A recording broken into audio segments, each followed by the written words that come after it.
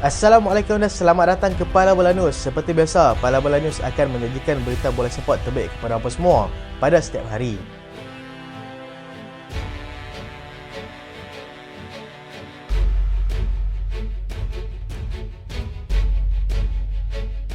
Kita lihat dulu keputusan asyik di peringkat antarabangsa. Euro Qualification. Kumpulan D, Armenia tewas tipis 1-0 kepada pasukan Croatia. Latvia tewas 0-2 kepada pasukan Wales. Kumpulan J, Portugal menang besar 9-0 ke atas pasukan Luxembourg. Slovakia mudah tundukkan pasukan Liechtenstein 3-0.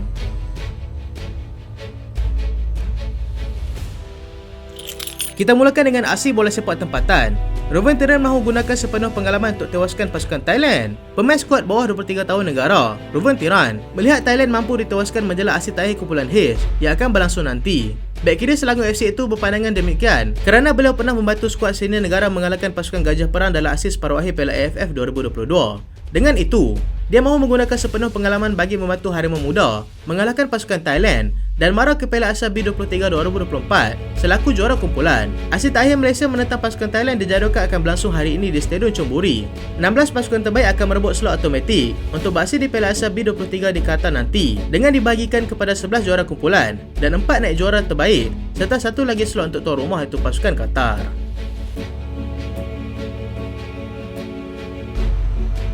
Bekas peledak Porto bakal gegar Terengganu. Kemunculan bekas penyerang pasukan Porto, Angel Torres, menjadi perkara yang dinanti-nantikan menjelang aksi pembukaan Piala AFC 2023 nanti antara wakil Malaysia Terengganu FC dan juga Central Coast Mariners. Persiapan wakil Australia itu kelihatan begitu rapi apabila dilihat membawa masuk beberapa pemuka baru untuk memantapkan lagi pasukan mereka.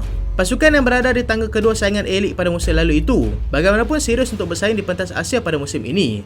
Mereka juga telah mengumumkan untuk mendapatkan khidmat penyerang sensasi Colombia iaitu Angel Torres. Dia baru berusia 23 tahun itu. Sebelum ini bermain dengan kelab Balzan FC. Di Malta telah merekodkan 14 gol dalam 22 penampilan. Beliau pernah beraksi dengan kelab gegasi Portugal, Porto, dan menjadikan 2 gol dalam Liga Bola UEFA edisi 2018. Sekaligus membantu pasukan itu untuk mara ke final. Dia juga berjaya membantu pasukan Porto untuk menewaskan Chelsea 3-1 dan dinobatkan sebagai pemain remaja terbaik dalam kejohanan. Pengalaman beliau sudah pasti ditagih untuk mereka berdepan dengan Terengganu dalam aksi pembukaan Piala AFC 2023 di Stadium Sultan Mizan pada 20 September nanti. Portugal belasah Luxembourg 9-0. Portugal berjaya mengukuhkan kedudukan mereka selaku pendahulu kumpulan J apabila mereka menewaskan pasukan Luxembourg 9-0 awal pagi tadi. Perlawanan jelas milik mereka sejak daripada sepak mula lagi, ditambah dengan mereka berhasil selaku tuan rumah, sememangnya memberikan banyak kelebihan untuk pasukan Portugal.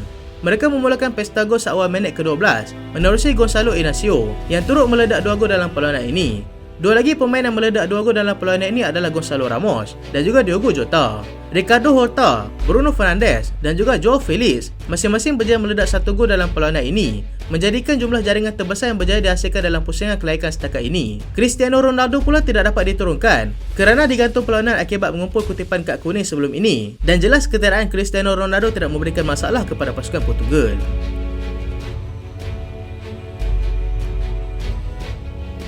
Wales berjaya peroleh kemenangan yang kedua. Wales yang dilihat begitu bergelut selepas ketiadaan Gareth Bale berjaya memperoleh kemenangan kedua dengan menewaskan pasukan Latvia 2-0 pada awal pagi tadi. 2 gol tersebut dijaringkan oleh pemain veteran mereka iaitu Aaron Ramsey yang menyempurnakan sepakan penalti dan kemudiannya David Brooks yang menambah jaringan kedua pada masa kecederaan sebelum perlawanan tamat. Peluang untuk mereka marah bagaimanapun agak tipis kerana mereka kini berada di kedudukan keempat kumpulan D dengan mengumpul 7 mata dan berbaki satu lagi perlawanan.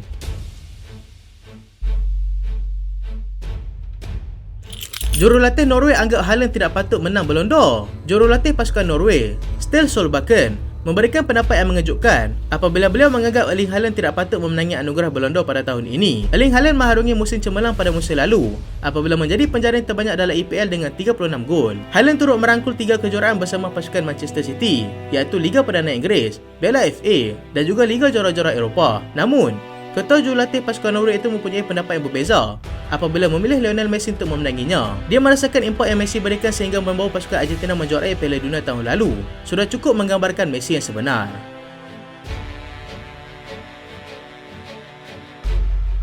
Paul Pogba gagal ujian doping. Media daripada Itali melaporkan yang pemain tengah Juventus, Paul Pogba, telah gagal ujian dadah yang diadakan ketika mereka menantang Udinese pada 20 Ogos yang lalu.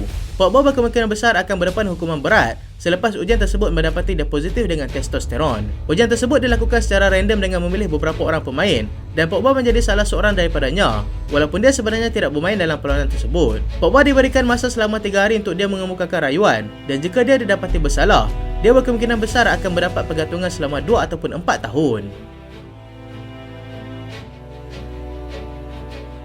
Gareth Southgate akui pujuk Kyle Walker keluar daripada persaraan. Jurulatih pasukan England, Gareth Southgate, akui yang dia telah memujuk Kyle Walker sebanyak 2 kali untuk dia kembali beraksi dengan pasukan England. Kali pertama ketika Euro 2020 dan terbaru adalah di kejohanan Piala Dunia di Qatar. Dia melihat Walker sebagai pemain sentiasa berdisiplin dan kehadirannya dalam skuad England memberikan nilai yang cukup besar dalam era kebangkitan mereka. Hubungan yang baik antara mereka juga dilihat menjadi antara salah satu punca untuk Kyle Walker menerima pujukan tersebut dan meneruskan karirnya bersama pasukan England sehingga kini di usia 33 tahun. Mereka mempunyai beberapa pemain yang mampu bermain di posisi Kyle Walker seperti Trent dan juga Trippier, tetapi dengan kualiti yang masih ada padanya, maka tidak heranlah jika Southgate terus memilihnya.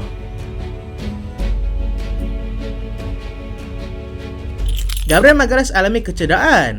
Pemain pertahanan pasukan Arsenal, Gabriel Magalhaes, dilaporkan telah mengalami kecederaan ketika beraksi bersama pasukan Brazil pada hujung minggu lalu. Dia sempat beraksi selama 85 minit sebelum dia dikeluarkan akibat kecederaan. Situasi ini sudah pasti tidak digemari oleh peminat Arsenal sendiri selepas mereka sudah kehilangan juaran timbuk akibat masalah ACL. Kecederaannya bagaimanapun dilaporkan tidak begitu serius dan dia dijangka akan diberikan masa rehat yang lebih lama untuk memastikan dia betul-betul tidak mengalami kecederaan yang serius. Arsenal bakal memulakan aksi di UCL dan melihat jadual perlawanan mereka semakin padat dan masalah kecederaan pada ketika ini sudah pasti akan mengganggu kelancaran perjalanan mereka dalam semua kejohanan.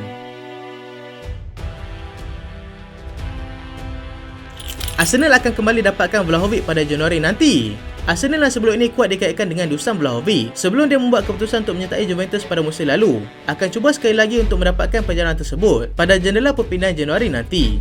Selain Vlahovic, Nahuel Molina daripada Atletico Madrid juga berada dalam sasaran mereka.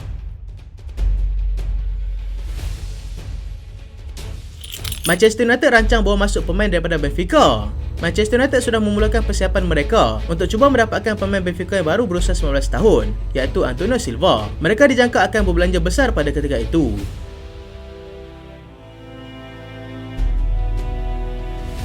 Alphonso Davies yakin akan ke Real Madrid. Pemain pertahanan pasukan Bayern Munich, Alphonso Davies, dilaporkan akan ke Real Madrid pada musim 2024 nanti. Real Madrid juga mengesahkan yang mereka akan mengaktifkan klausul perpindahan pemain itu nanti. Bayern pernah berminat dengan Marco Verratti. Bayern Munich dilaporkan pernah berminat untuk mendapatkan pemain tengah pasukan PSG, Marco Verratti, pada jadual perpindahan yang lalu, tetapi telah ditolak oleh pasukan PSG. Selain mereka, Barcelona dan juga Chelsea juga antara pasukan yang ditolak permintaan mereka. Dengan pemain itu kini akan menyertai pasukan Al-Arabi di Qatar.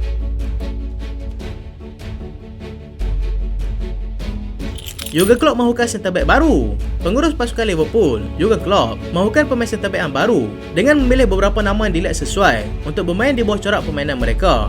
Mereka adalah Naif Aguat daripada West Ham dan juga Piero Hincapié daripada pasukan Bayer Leverkusen. Mereka bagaimanapun berdepan dengan saingan sengit daripada pasukan Manchester City dan juga pasukan Spurs. Nicolo Barella dijangka akan dijual pada musim depan.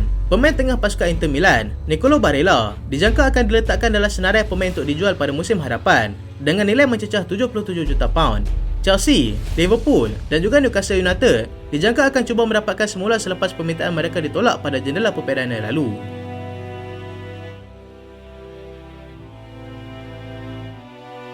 Itulah berita pada kali ini dan terima kasih sebab tonton sampai habis. Jangan lupa like, jangan lupa share, jangan lupa subscribe. Aku Solian. Assalamualaikum.